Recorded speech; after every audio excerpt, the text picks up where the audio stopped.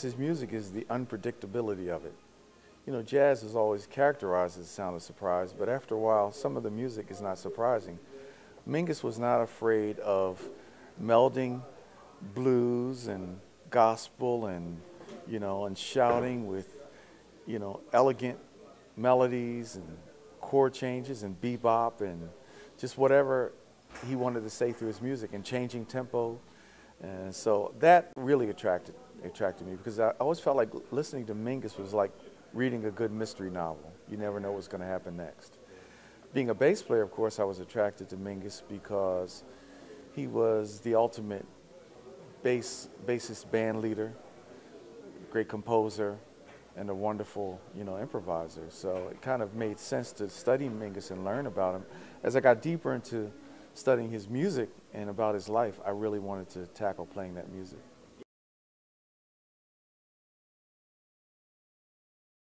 A project like this, that's one of the beauties of it. You can immerse yourself in going back and listening to as many records as you can find, and it almost becomes like a study that kind of really fuels the project. It's almost like, you know, sometimes I'm so involved in writing my own music or something's very project-oriented just to fulfill a record.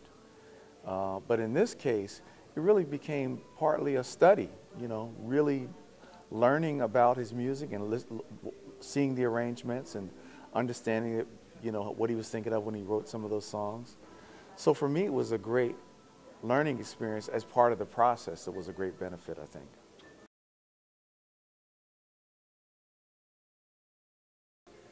Things I learned about him that I didn't realize was that he didn't like for his musicians to actually read the music or even notate the music, although some of them did. He preferred that they really internalized it, which must have been very, very difficult because the music is very intricate. And I think he's not alone in general in terms of having that opinion that music can be a little bit more authentic when you're playing it and not reading it. But just the idea that someone would really make that part of his aesthetic, I found very, very interesting. And you can hear the spirit in the music when you hear those great records, you know, like Mingus Aum and, you know, all of these Mingus, all these records, you know, now we pride ourselves on making live records, that they sound so live.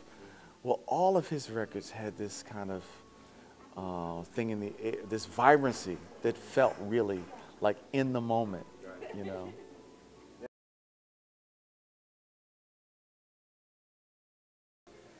Well, being a bass player who plays electric bass, that's a whole challenge in and of itself in terms of the acceptance in the mainstream jazz world. I mean, that's not an instrument that's typically embraced, although there have been a real small number of players who've been embraced. But I've always thought of myself as a jazz musician because I love jazz. I just play electric bass, and I think it's a beautiful sound. It does not replace or compete with the acoustic bass or the upright bass. But what I wanted to do with the Electric Mingus Project was, in addition to using electric instruments, use slightly a different aesthetic that we brought in from sort of the fusion days of being really open sonically to just going for sounds that would give us a whole new tapestry to work with. So with the way we use electric wind instrument in the music, in addition to saxophone, and that we use an electric valve instrument in addition to trumpet. So it just gives us an interesting palette to work with. It doesn't replace those instruments. It's not an improvement on acoustic music, but it's sort of just like a painter that has a few more colors to work with. That's the way I look at it.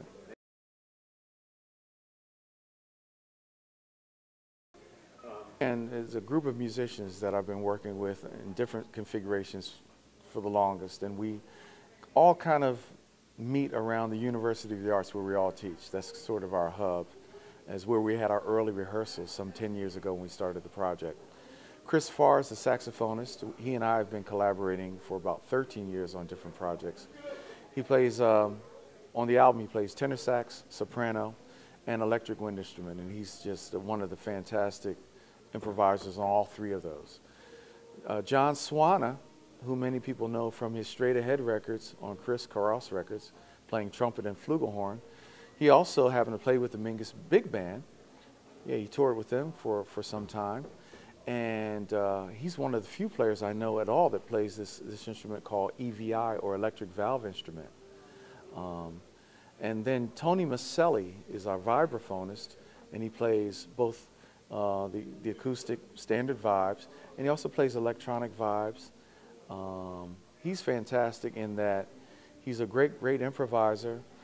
Sonically, he's very smart about using sounds that are not gimmicky and not, you know, nothing that is overtly electronic, but just he thinks more texturally, just sounds that are going to make the music more special. So I purposely avoided having a piano player or a keyboardist or even a guitarist, because there's something about the vibes that really resonates well with the electric bass. It kind of leaves a certain sonic space for my bass guitar to kind of find an area to be heard. So it's really a great thing. And Harry Butch Reed, he and I have known each other since we were teenagers. And I love him because he swings like crazy. That's why he's in the band. And that's the core band, with the addition of two percussionists on, with two percussionists on various tracks. Leonard Doc Gibbs and Pablo Batista. Both of those are old great friends of mine, and they add another dimension to the record. Again, thinking about texture and sound and also the motion of the record. They were very important to that.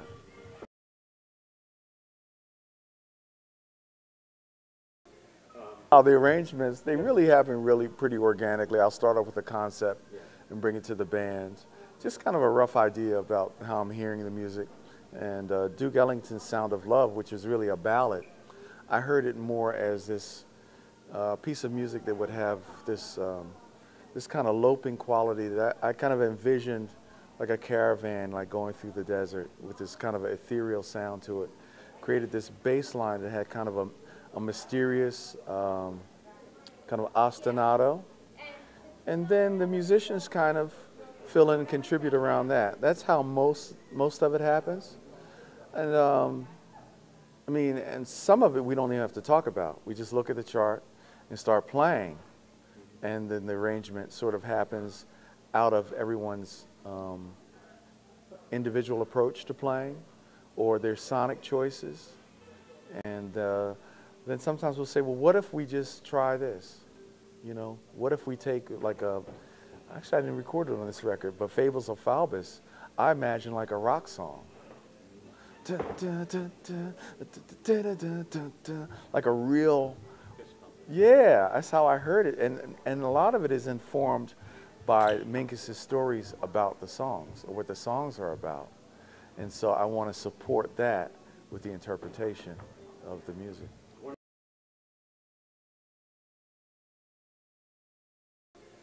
Third pieces came from some essays that I saw, or excerpts of essays that Mingus had written, or interviews where he was just musing about things like race, or about you know, who he was as a musician, how he thought of himself.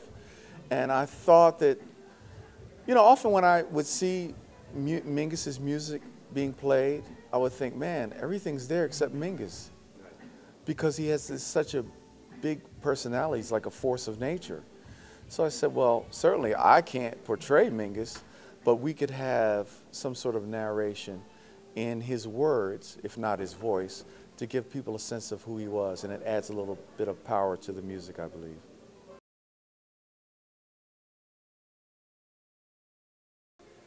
Use the narrations as part of a storyline in the set. So the first one that we use is Mingus's, what we call Let My Children Hear Music, where he's talking about his frustrations of getting his compositions played, and that his frustration too with, I guess for some frustrations we still experience about the dumbing down of music and the lack of people making and hearing great quality music. So I think that was a great way to start off the project. And the other thing we do is we do, with the narrations, Mark Knox, a longtime collaborator, he created some sonic beds around it to make it really interesting. So that it has the other thing is it serves as sort of a glue throughout the concert.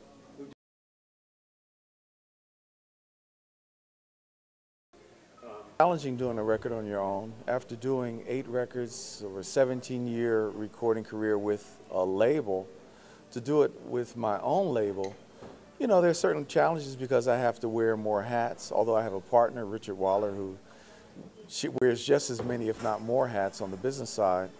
I have to say it's liberating. It's liberating, absolutely liberating, which, you know, has pros and cons as well. Right. Because just in case you're wrong, you mean? Yeah. Yeah, in case you're wrong. It's good to get others' opinions, you know, people that you trust, to ask them about the direction you're going, whether it's a business decision or an artistic decision. But certainly, when I was signed to a label for all those years, I had to really subjugate my own ideas about, you know, not necessarily all of the music, but certain choices about, you know, how music was marketed or what songs would be chosen to submit to radio and all those sorts of things. I would always defer to them because they were the experts. And in reality, they are experts, but being expert doesn't mean they always know the best thing for me as an artist. You know, they know a lot, but, you know, in the end, it's as an artist, and for any artist who sees this, in the final analysis, it's your career and it's your music. So it's never good to give over your power to anyone totally, because when it's all over, it's your name and the song that's in your heart. You know.